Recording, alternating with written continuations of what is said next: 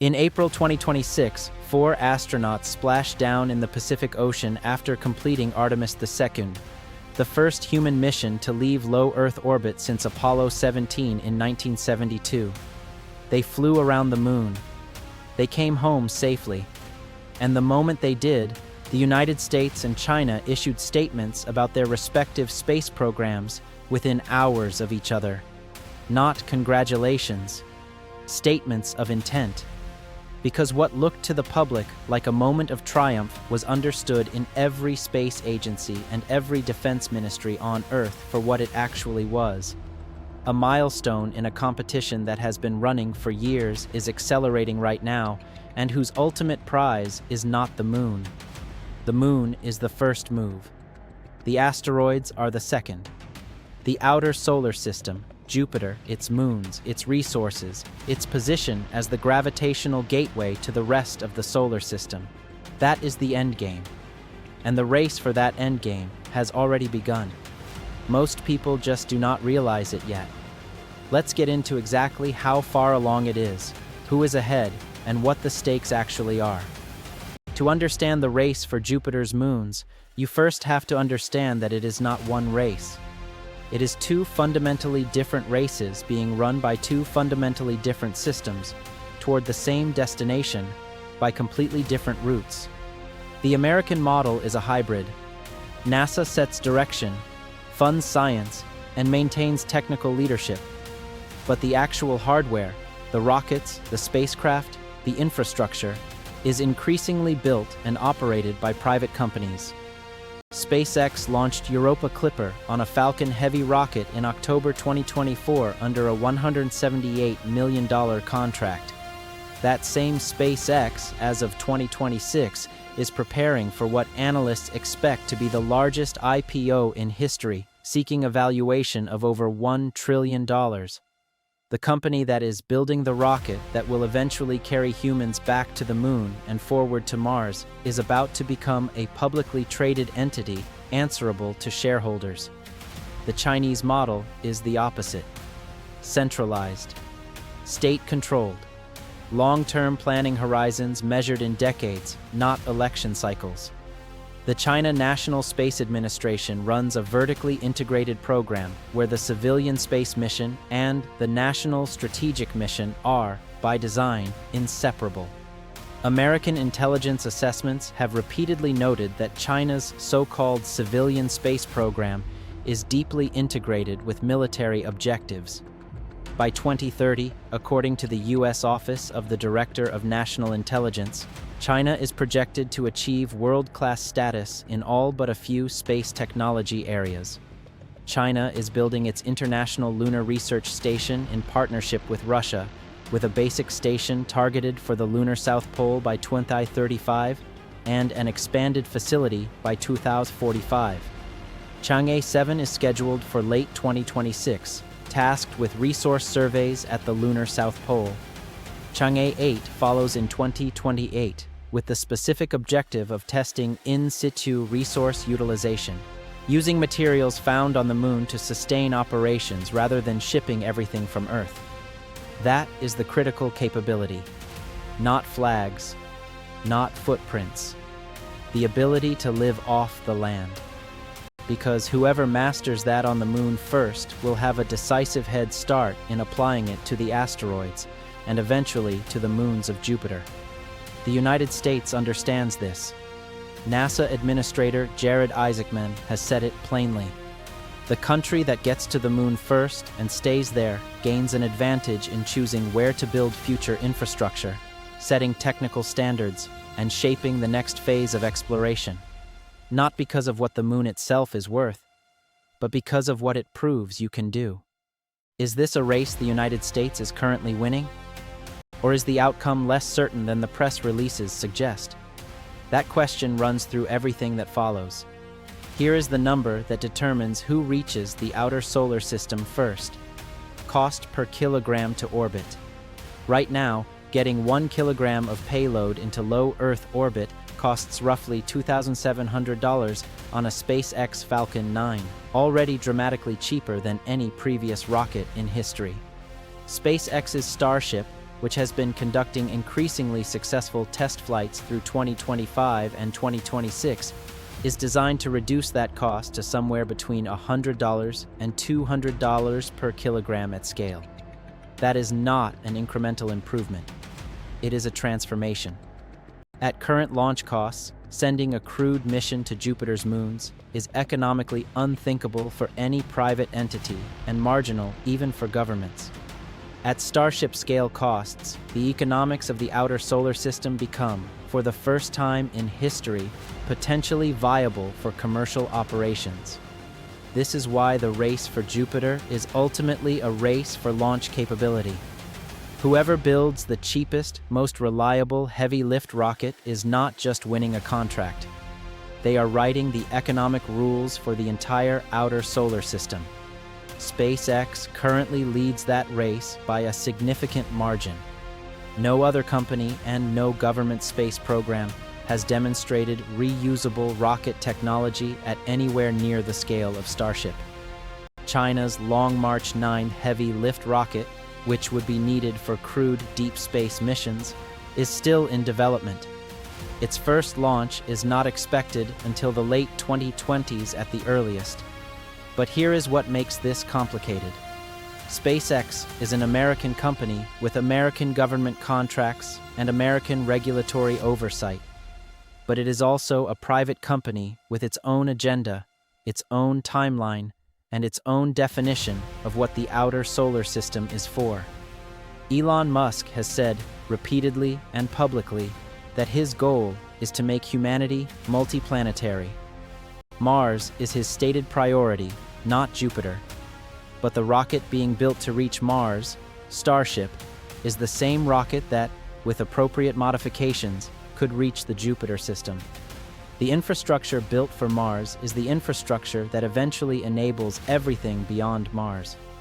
The question of whether SpaceX's priorities align with U.S. national strategic interests in the outer solar system is not a hypothetical. It is an active policy debate happening inside the U.S. government right now. The United States is not racing alone. The Artemis Accords, signed by more than 40 nations as of 2025, have built a broad coalition around the American approach to space exploration and resource rights. Japan, Canada, the United Kingdom, Australia, the UAE, South Korea, all signed.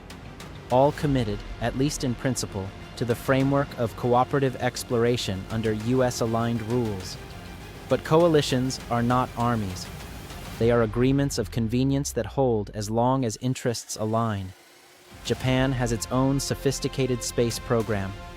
JAXA has deep expertise in asteroid sample return, planetary science, and robotic exploration. Japan's participation in the Artemis program includes a commitment that a Japanese astronaut will be among the first non-Americans to land on the moon. In exchange, Japan contributes technology, funding, and legitimacy to the US-led framework.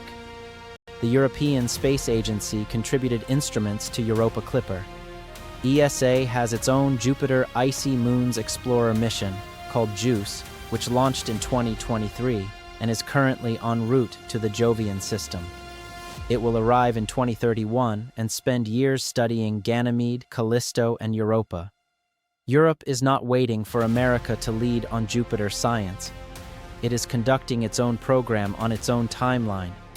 And India, which successfully landed a spacecraft near the lunar South Pole in 2023 with its Chandrayaan-3 mission, the first soft landing near the lunar pole in history, has demonstrated that the club of capable spacefaring nations is no longer limited to the Cold War superpowers.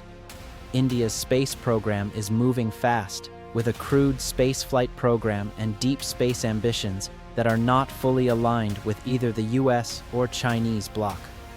What is emerging is not a simple two-sided race. It is a multipolar competition in which alliances are real but not permanent, in which technical capability is spreading to new players faster than governance frameworks can track, and in which the rules of the outer solar system are being written right now by whoever is willing to show up and act.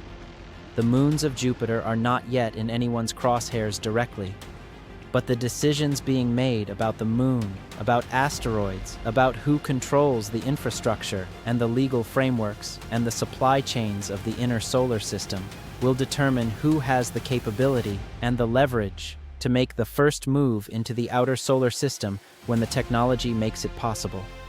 That technology is closer than most people think. Here is an honest assessment of where the timeline actually stands. Not the optimistic version, not the pessimistic version, the engineering version. Europa Clipper arrives at Jupiter in 2030. Its science phase runs through the mid-2030s. If it finds strong evidence of a habitable ocean, and the scientific community broadly expects it will find something compelling, the political pressure to follow up with a lander will intensify immediately. ESA's JUICE arrives at Ganymede in 2031.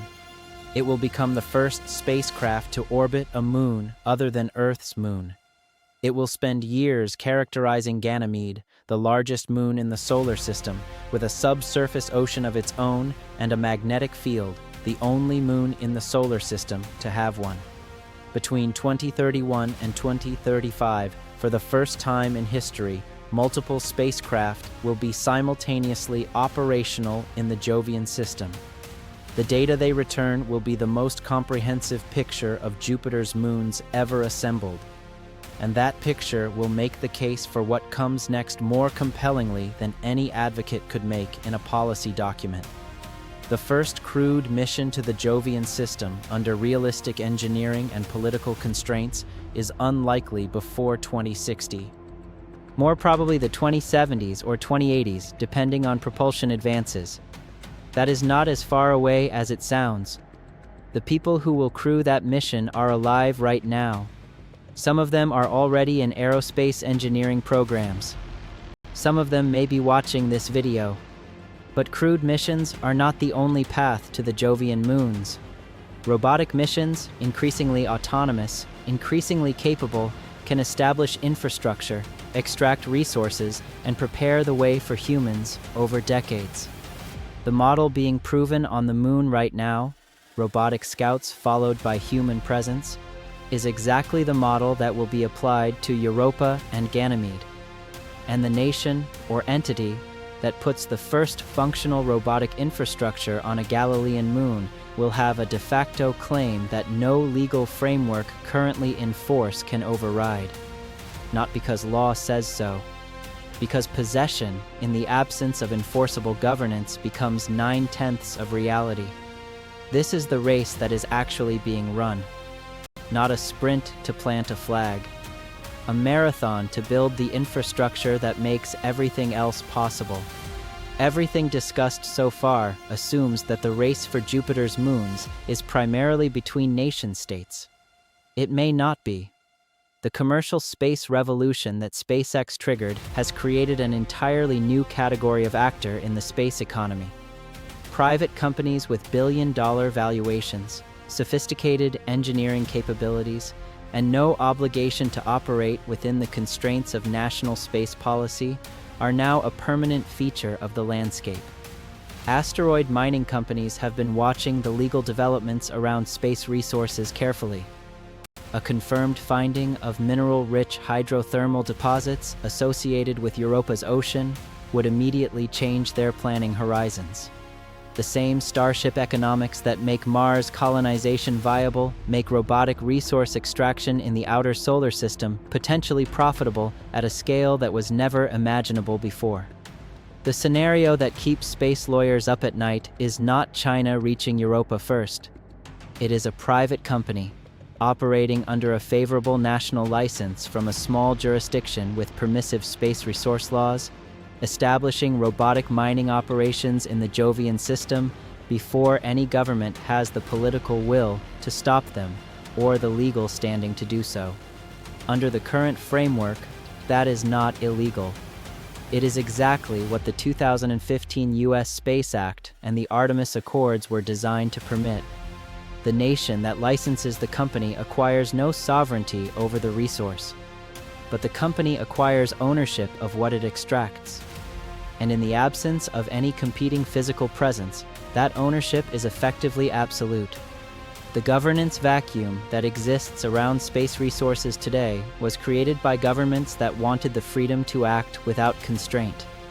The private sector is watching that vacuum with considerable interest. The race for Jupiter's moons may ultimately be decided not by which nation's flag arrives first, but by which company's drilling equipment does. We started this series with a single question, framed around a birthday video sent from Europa. What does it actually mean to leave?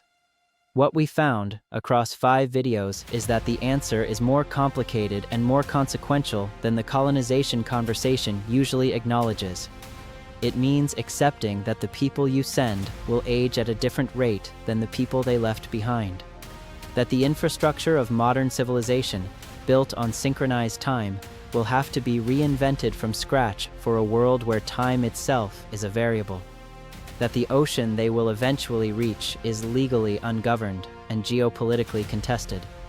That landing there requires solving engineering problems that currently have no solution.